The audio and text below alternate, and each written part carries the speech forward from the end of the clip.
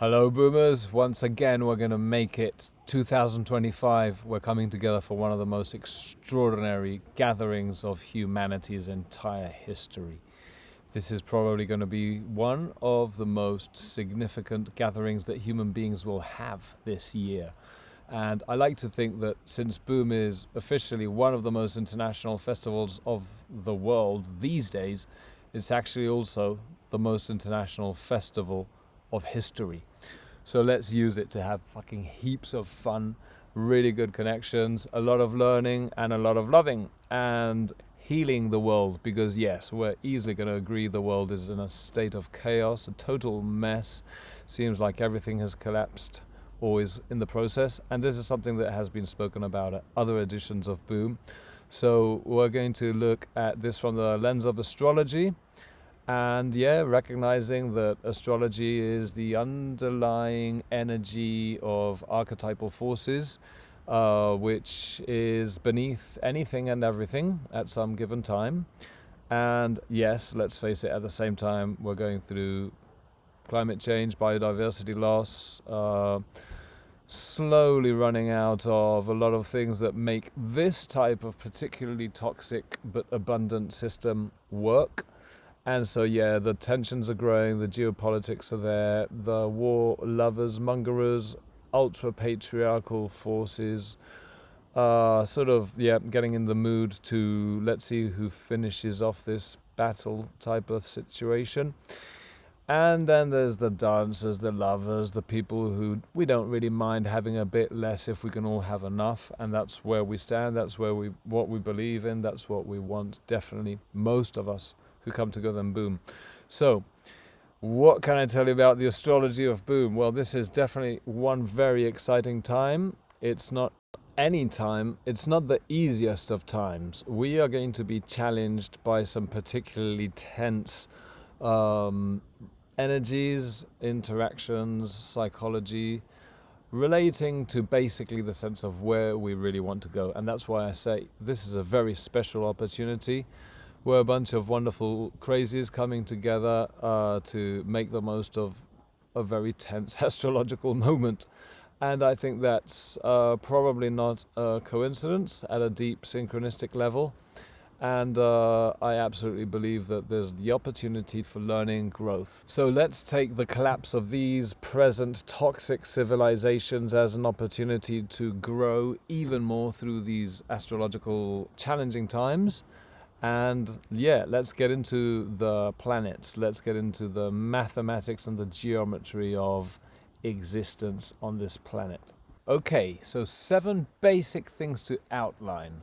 Let's go with number 1. Number 1 is the deepest, the longest lasting, and actually the most fascinating in the long run. But it's not what I'm gonna most highlight for this video. This factor is the new triangle that has actually just completed and started in its new perfect form, which will last basically for the next 5 years. It's a triangle between the 3 transpersonal planets, which are Pluto, Neptune and Uranus, with Saturn in the middle, along in conjunction with Neptune, holding the whole triangle together. This is some fascinating energy that seriously deserves a very long explanation. But why am I highlighting this? Well, the fact is that Uranus has just moved into Gemini on the 7th of July, folks. That's just 9 days before we come together at Boom. And the most incredible thing is that it's not only the 3 transpersonal planets together, it's also that they are in new signs. And over the last basically 1 year, they've moved into these new signs. And the last to join in a new sign is Uranus. And they are all in positive, masculine, yang energy, forward energy signs, such as Pluto in Aquarius, Saturn and Neptune in Aries, and now Uranus in Gemini.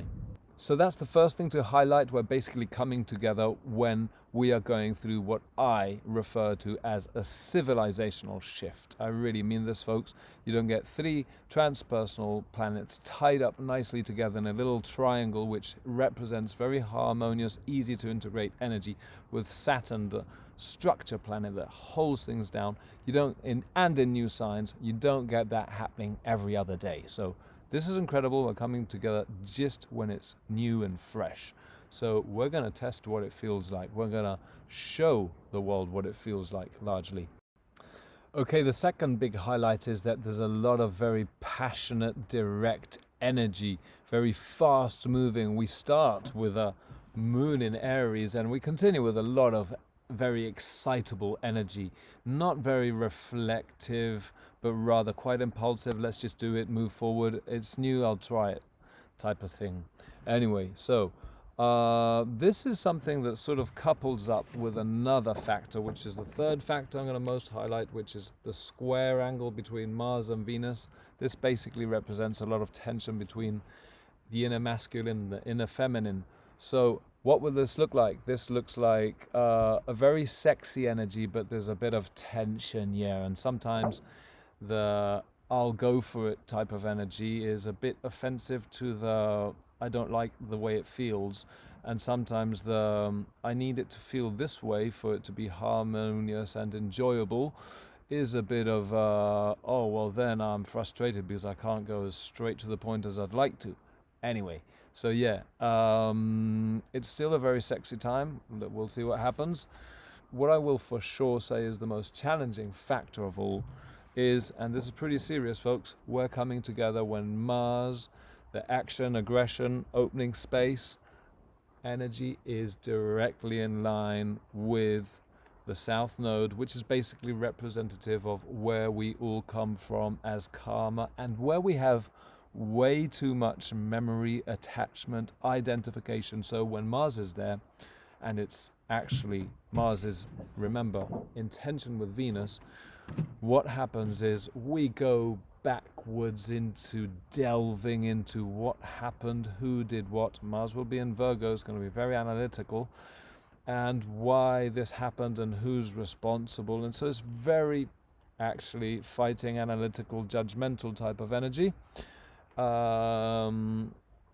Sometimes with Mars conjunction South Node, accidents and aggressions have happened, and at the same time there is an opportunity to differentiate ourselves from the past. We are definitely going to revisit the past memories of identification of where we belong, where we're coming from, personally, collectively.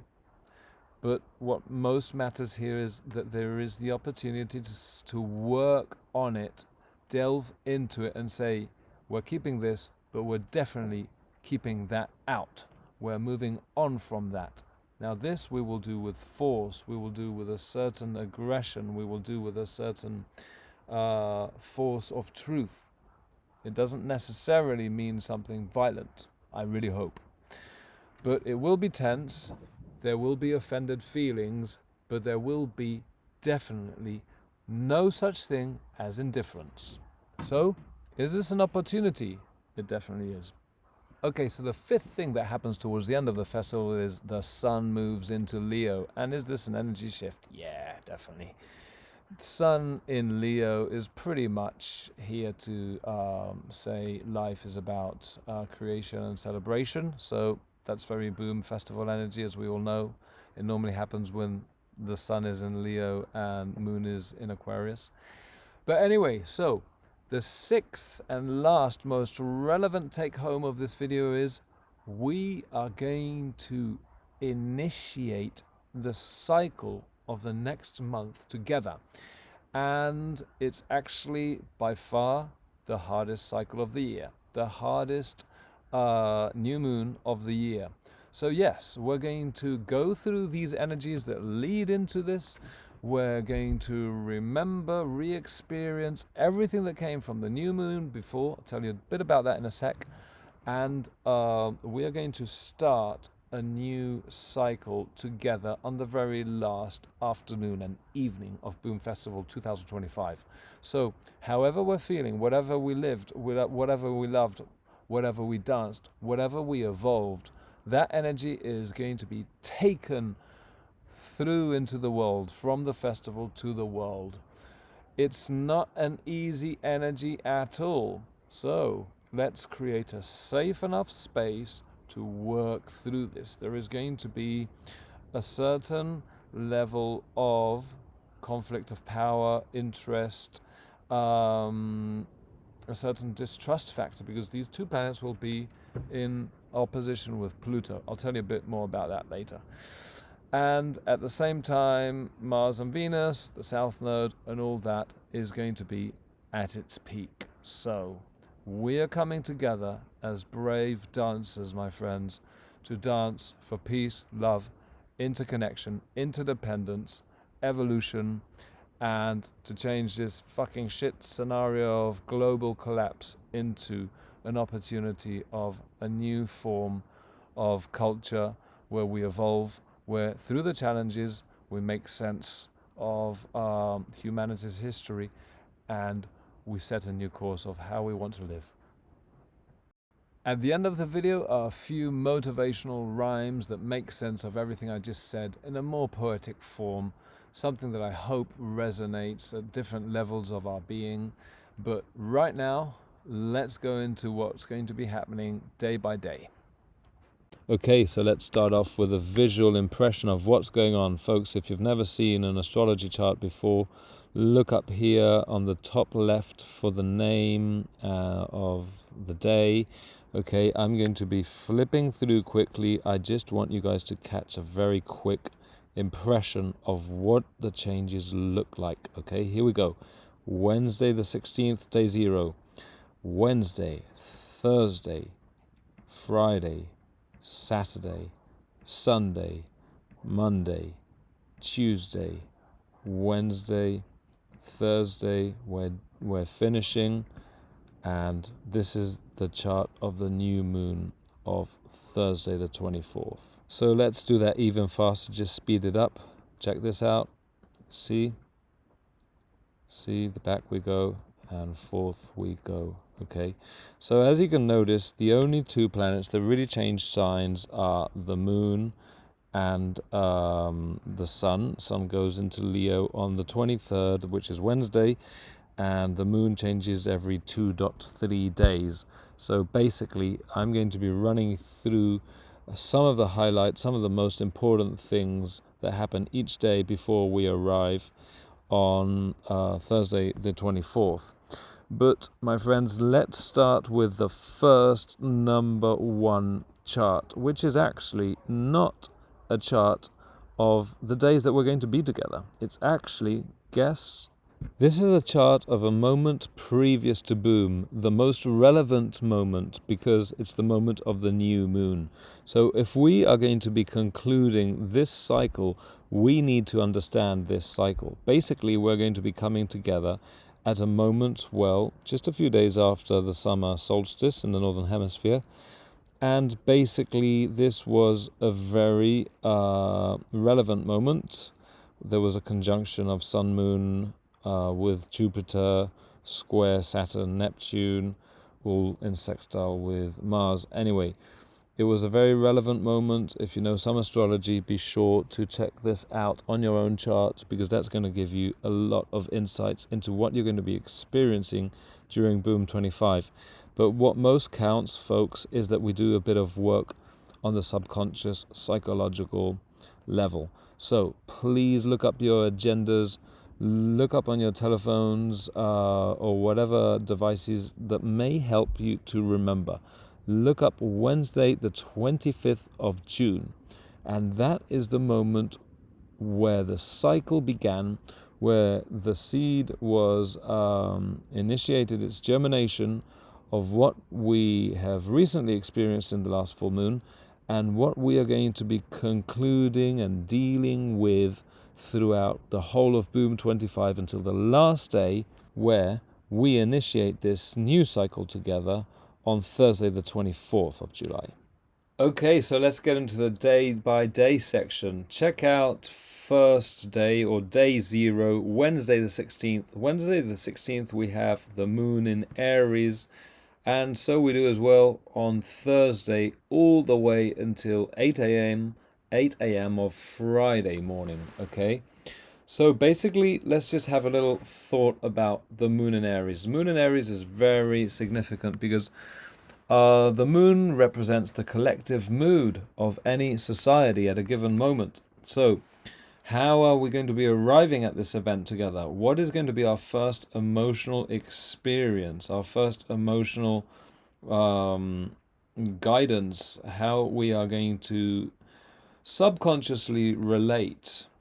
Well, Moon in Aries is not the easiest moment, I have to say. Moon in Aries represents a moment when basically we are actually seeking a sense of heightened individuality, to feel emotionally secure. To feel emotionally secure, we will act spontaneously, but rather on impulse. We will be prone to impulsiveness as a way of feeling secure, as a way of feeling safe and comfortable. So in my opinion, it's not the best frame of mind to be in a very long queue in a hot car, on which, by the way, is expected to be the warmest day, I think, of the whole festival.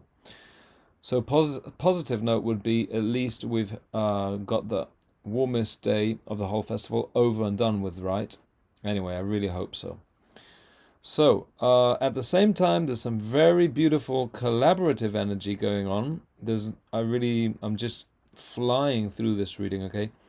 And that is that during the first days, Mercury and Venus are in this beautiful little sextile. That means that both the world of ideas, thoughts, with Mercury and Leo, they're very prone to a creative design, and Venus in Gemini, which loves the harmony of words, the seduction in multiplicity and diversity, seduction through a very teenage energy, a very open, free, and light approach to relationships.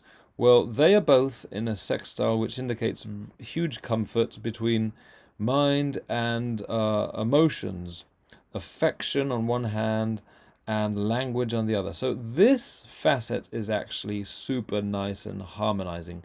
It's just that deep inside us, the first 2 days, emotionally, we're going to feel pretty prone to jumping rather than trusting. And rather than opening up, it's going to be pretty much easier to just go straight forward, okay, and do my own thing. Okay, so here's the chart for Thursday. It's pretty similar. This is the day it all starts officially. I'm not going to slow down too much. The next day, Friday at 8 a.m. is when the moon goes into Taurus and stays there for 2 and a bit days. This is a total change of vibe. The moon in Taurus is by far more down to earth, sensual, slow, and agreeable, socially agreeable. It is true that in the morning hours, the moon will be square Pluto, so emotionally there will be a certain level of extremism in the sense of, going too far with one thing or another, or attitudes tending to be on the mistrust and expecting that it's better to remain on a certain level of emotional guard. Anyway, so a few hours before, in the early morning, just before 5 a.m., Mercury on Friday would have also initiated its retrograde motion. That basically means there will be an added quality of mental reflection. I'm not going to go into this very much since it's a very famous type of activation and you're probably familiar with it. Next day is Saturday the 19th. Moon is in trine with Mars and square Mercury. I'm not going to stop now for this because it's not enormously noticeable. But the next day, however, Sunday the 20th, is definitely a highlight of a day for 2 reasons. One is that it's the first day of the peak of Mars conjunction South Node, which I spoke about before. And also the moon moves into Gemini and initiates a full contact with the triangle I referred to before. The moon will be conjunction with Uranus, which represents a hyperactive, very nervous, emotional state. And at the same time, it will be trine Pluto, sextile Saturn, Neptune. So basically, it's going to be a very interesting moment. This happens around midday on Sunday, to experience what this triangle I described before feels like on an emotional level. Now, it is by far going to be the day where we experience this karmic connection I described before. Sunday and Monday will be the peak days of Mars conjunction South Node. But it's also going to be a very electric day. So emotionally and socially, I think it's going to be quite an excitable moment. And unless the worst of both things come together, it should be quite an exciting time. However, if the worst of both things does come together, we might be all in a bit of a nervous frenzy. Okay. So, Monday the 21st is the day which I consider to be most sociable and feminine in a sense, with Moon conjunction Venus. So there's a huge emotional inclination of mood to be loving and affectionate, although there is the same sexual tension, gender intensity dynamics which I described at the beginning. And it will be either a very sexy energy, or there will be a certain noticeable gender tension, particularly more than other days. Now, Tuesday the 22nd is quite an interesting day because it's when both the moon changes into Cancer and also the sun changes into Leo. It happens more or less around midday, with about 1 hour's difference. Moon into Cancer happens at around 12:30 midday, while the sun moves into Leo around about 13:30 hours. So this will be interesting because in a very short time, basically both the center planets, Moon and Leo, change sign. The sun will remain for 30 days in Leo, the moon only for 2.5, but basically it will be quite a shift in only 1 hour's time. As well, the gender tension peaks will be heightened on Tuesday and Wednesday, 22nd and 23rd. So let's move to see a bit of Wednesday. Wednesday has possibly one of the most inner child expansion moments. Because look at this beautiful conjunction between Moon and Jupiter in Cancer.